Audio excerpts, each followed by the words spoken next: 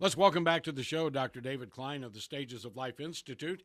They're very close to the villages, but they're even closer on the internet. If you want to order some of the outstanding nutraceuticals, I take them, I swear by them, and I hope that you will get on the net, stagesoflife.net, and you'll order some of these great nutraceuticals where you know that you're getting the real thing, okay?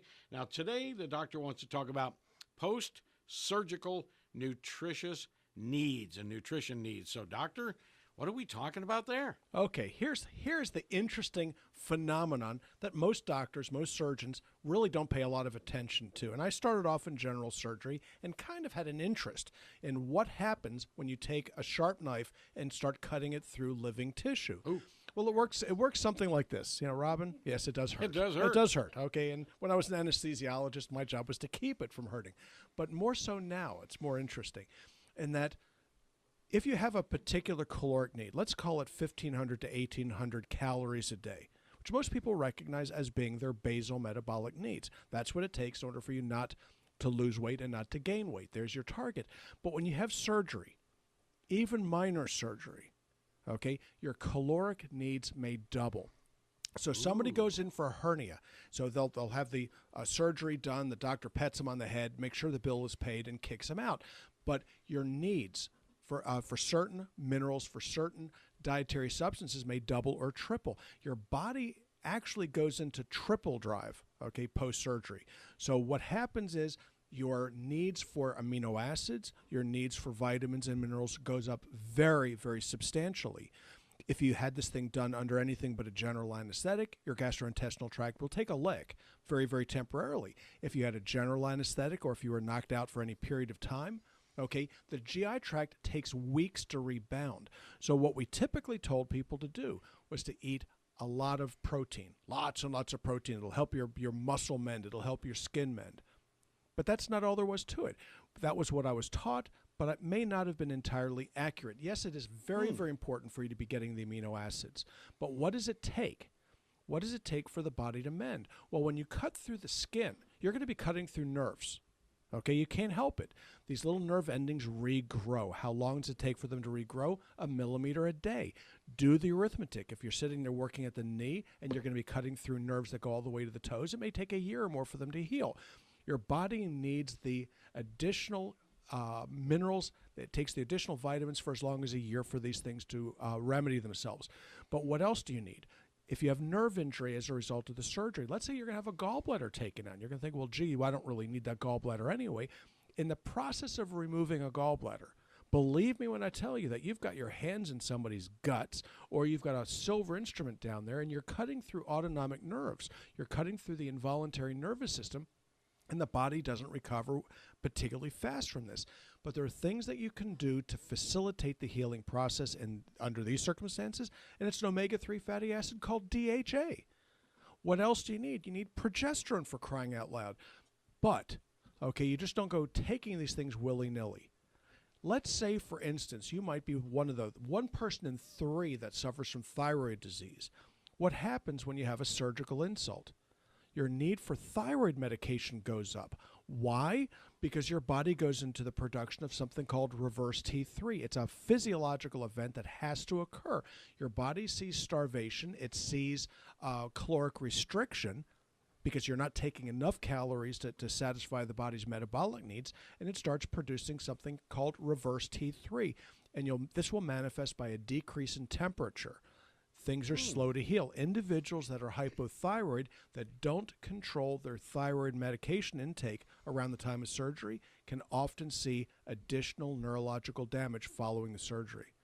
So this is really kind of a cool problem. So somebody comes in with carpal tunnel. You'd say that's a fairly common issue. They have hypothyroidism. They get the carpal tunnel released. Not so fast. They're set up for something called double crush syndrome because they didn't take into consideration the change in metabolism that follows even a minor surgery such as carpal tunnel surgery, carpal tunnel release in this case. So what are we looking at? Okay, the doctor, the surgeon isn't necessarily going to go over this with you because the doctor or surgeon may not even know this stuff, but you have to. If you don't take care of yourself, nobody else is going to these days. Okay, this is a land of self-reliance. This is the way that our country is built, and fortunately or unfortunately, it's getting back to it very, very quickly. If you don't take care of yourself, don't expect anybody else to care either. So here's the take-home message. Surgery, increase your amino acid intake. You can do this by taking in protein. You can do this by taking in whey protein powders. It works just fine. Almost double up on your chelated minerals and do the same thing with your B complex. You're going to want to do this for a period of 6 to 12 weeks at a minimum. Why? Because your body's metabolic rate is going to double, in particular in the area that needs to be mended. Mm-hmm. Is there something we can do pre-surgery to prepare the body better? Yeah, it's called buy the nutraceuticals and have them handy. Okay. Because the changes don't occur until the bell is sound. Oh, okay. Once the whistle goes is when the disaster occurs. It's not going to help you to increase your thyroid hormone intake preoperatively. That's a mistake. You need to be prepared to do it postoperatively. But there are some things that you can do getting ready for surgery that may or may not be nutritional in the sense that we're discussing here. One of the most common of all post-surgical disasters is called constipation. And you're going to go, well, gee, who cares and why? I don't have constipation. After all, I poop every couple of 3 days. Well, no, you need to be pooping 3 times a day. That's the first thing. But when you go through surgery, it's very, very common. It's common practice to give people pain medications. The single most common complication of giving somebody an opiate is called constipation. When this occurs, the GI tract shuts down. It's not a good thing. Okay, you start bearing down to have bowel movement. That's wonderful if you just had a hernia done. Oh. Think about that one for a second. That hurt. Okay, people die every year from stroke from becoming constipated following surgery. Bad idea. They even give it its own acronym now called an opiate-induced constipation, or OIC, and then you get an expensive medication to fix it. So preoperatively, what I have people do is to take 2 grams of flaxseed oil at bedtime, conjugated linolenic acid, or CLA. You take 1 gram 3 times a day. It loosens up the GI tract. You continue to take this postoperatively, and then you protect your gut that way. But all the while, you'd had best be taking your minerals, most important, vitamin D3, most important, omega-3 fatty acids, most important, and interestingly, the essential carbohydrates, because one of the biggest problems post-surgical is called infection. You got to make sure that your immune system is working properly. All right. We have about 2 minutes left, so we get ourselves prepared. Is this something that our general practitioner, who maybe sends us toward that surgeon, should be telling us and isn't? Or is this just a lack of information? Or is this the process have to move too fast these days? Yes. Okay, it's all of the Okay. above. The general practitioners right now are drowning, in paperwork. They are drowning in responsibility. They can barely do what they're supposed to do, and many of these poor suckers are going to find themselves out of work because they're not going to get it done to the government's satisfaction. Then you're dealing with the surgeons. Okay, well, gee, if somebody's going to get paid $150 to release your carpal tunnel, I don't think they're going to be spending an hour with you going over the nutritional needs. It isn't going to happen because the guy replacing the carburetor in your car gets paid more.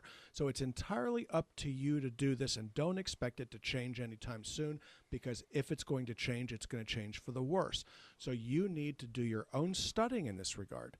Okay, and most people that are into this sort of thing are well used to it because it's not going to get any better, in my humble opinion, in the future.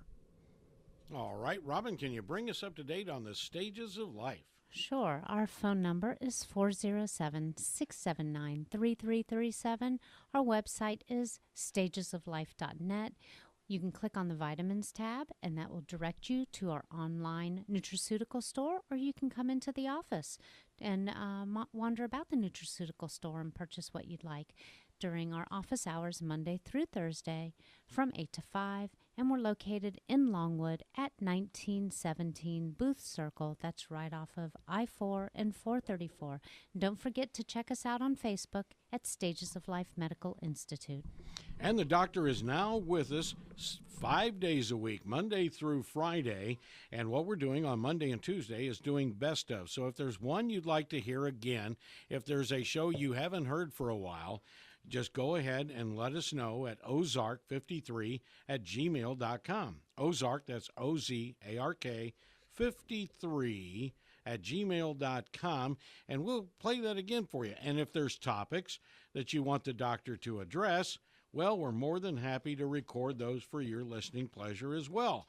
And these will be available soon as podcast at the Stages of Life, and we'll let you know when that happens. But for right now, we'll let you know that tomorrow is another day with Dr. David Klein.